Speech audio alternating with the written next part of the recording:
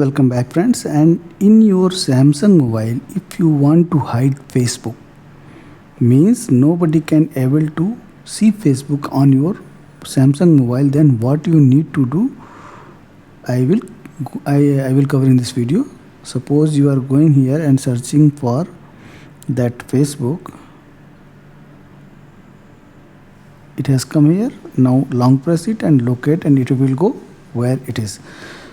Even if by searching in this method nobody will able to get this app. How I'm going to cover in this video. Just go to the setting, then you have two options. First, search from here hide apps. Here you will go here and you will tap on here. You will land up here, or go to the setting, then go to the home screen, then go to the hide apps, and you will land there only. Now search for Facebook. Just select it. It has been selected. Now press done. Now go to the home screen, and you will not find Facebook anywhere. Even if you are searching Facebook,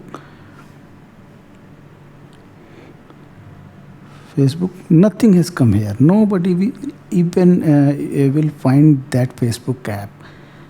If you want to see that app again, what you need to do, again go to the setting, go to the home screen, hide apps, and here Facebook is there. Just deselect it. Now press done. It is very important. Now search for Facebook.